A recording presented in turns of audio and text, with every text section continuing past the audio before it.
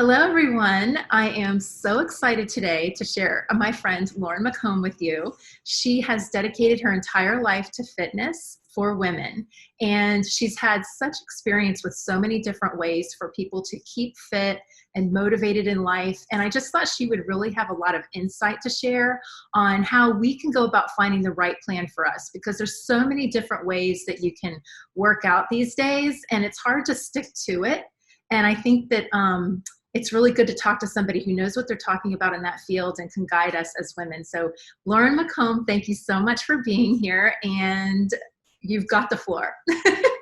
Thank you so much. Well, first, I want to say how inspiring you are. And I can just see your muscle tone in your arms. I know you're super into fitness and health as well. So it's really amazing and an honor to be on today. So thank you for having me. And yeah, just to let you know, my passion for fitness and health stemmed back to early childhood. We used to go on family runs before school, literally at 5:45 in the morning. So my brother and I, and my mom and dad. So I grew a passion for fitness and health at a young age. And I always did, sports in high school. I grew up cheering and playing tennis. So team-oriented sports, and always have been about empowering and motivating each other. And so that's where my fitness passion started. And then when I graduated from college, I was a financial advisor for about 6.5 years.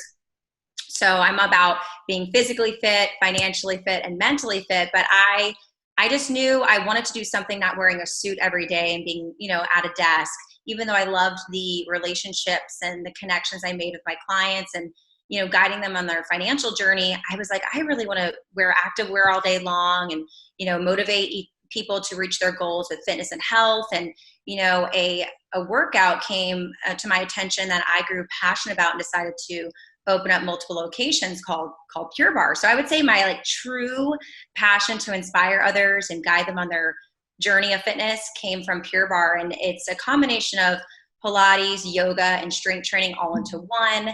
It's super effective for results, helps tone, lean out, and really give you a strong core and total, core strength and body strength from all over. But it's amazing. So that really ignited me, Michelle, and it's primarily female that comes through the doors at Pure Barre Studios. But, I just was like, wow, but I'm passionate about all types of fitness. Like, I know you and I actually have a commonality. We love the Peloton. So I just tell people, find something that really inspires you and you get excited about. And there's so many forms of fitness out there, but you want to pay attention to your form. That's important. If you're excited about it and it motivates you, because then you're going to get better results, because you're going to be working harder throughout the workout of your choice that you love. And don't be afraid to change it up. That's what's key. And find your tribe. If you're a group fitness person, do that. If you like to work out in your home, find something that works for you. And if resources sometimes is something that holds you back, you can buy a jump rope and do stuff at home if you're able to do that. So there's so many different things you can do. And I'm a chatty Cathy, so I can talk long on this conversation. Oh, I love it. I love it. I'm sitting here soaking it all in, but it's so true. You're right. I think, sometimes especially when I work out with my resistance training, which I only do a little bit of it, I know it's important to add, and you could share why it is, because I know women are usually afraid of becoming bulky, and it really doesn't do that unless you're doing certain specific things to purposely do that. But switching it up, because I'm the worst. I can go, oh, I've got this little routine of what I do, and then I'll do the same thing because I'm good at it, because I've done it every single day.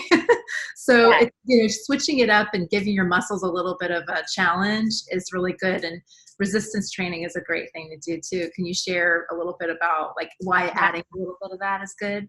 So I'm really glad you brought that up, Michelle. So I actually just competed in my first NPC bikini competition last November, and decided to make a really big goal to work towards. And I used to be super afraid to lift heavy weights, because I was like, I had that feeling I'm going to get big and bulky, kind of the myth that we all think. So Pure Barre is light weights, longer reps and really toning. So I was scared to pick up a heavier set of weights, to be honest with you. Finally, I was open-minded. I set up a training plan, and I actually hired a coach to do the show because it's very rigorous and intense. You have to be super focused. And I actually did get into a really, strength training, resistance training routine, and saw incredible results. And actually your muscles really get to shape, like your hamstrings, your quads, your back of your arms, your biceps, your back. I know the area that sometimes can drive, females a little batty is like their tank top line, I call it, and the back of their arm and shoulders and shoulder blades and all in that area. So I was very amazed by what the weights provided, and adding in the resistance weight training on top of cardio and Pure Barre. So I actually combined those three when I was training for my show, and it opened my eyes to, like I said, being open-minded to trying other things. And I was one of those that was like, oh, I'm going to get big from weights, but it's actually quite the contrary. It really helps shape your muscles. More muscle burns more fat, and and it helps also with when we age as women, and all in general, it helps with that preserving your muscles. So muscle preservation when you're doing the weight training. So true. The tone really does make a difference. I've seen posts where people will show pictures of women that are like in their 70s and 80s that use resistance training along with whatever else they do. And it doesn't even have to be like any major resistance training. Yeah. Just some. Mm-hmm. And it's amazing the difference it makes. I mean, it really does preserve, and any kind of exercise, me being in the beauty end of the industry, when someone exercises, even if it's walking regularly or something, because their blood circulation keeps their skin healthy, but the toning under the skin from resistance training makes a difference. Yes. And I also was in a phase, Michelle, in college where I was only doing cardio. Oh, I think all of us, yes. Cardio is great, but if you're only doing cardio and not focused on, like you said, resistance training, and I say shoot for 2 to 3 times a week if you're able to fit that in your schedule. But if you're only doing cardio ever, you're going to be burning through your muscle, because you're going to be, burning too many calories. You're going to burn through muscle. So you want to make sure you have a nice balance of the two. Yep, it makes sense. Yeah. I think all of us who, not you, but me, who were like young people in the 80s, we thought, aerobics, and that's what we thought we had to do. So I agree. Yeah. Are there any other things you'd like to share about fitness and choosing your plan, or just how much you should do each day? And so I would just, like I said, find what you're passionate about, maybe in your local area, if you want to check out a new gym or a new boutique fitness place, and just take that step to walk in, because that's the first step, and try it out, because you might realize you'll fall in love with Pure Barre or a local yoga studio, or there's so many great forms of fitness out there, a cycling studio. So I can name so many, but I would say, map out your schedule to be effective. I sit down on Sunday nights with my planner. I'm old school, Michelle. I commend everyone that can use their phones and like plan everything out. I like to write it out. Are you the same? Yes.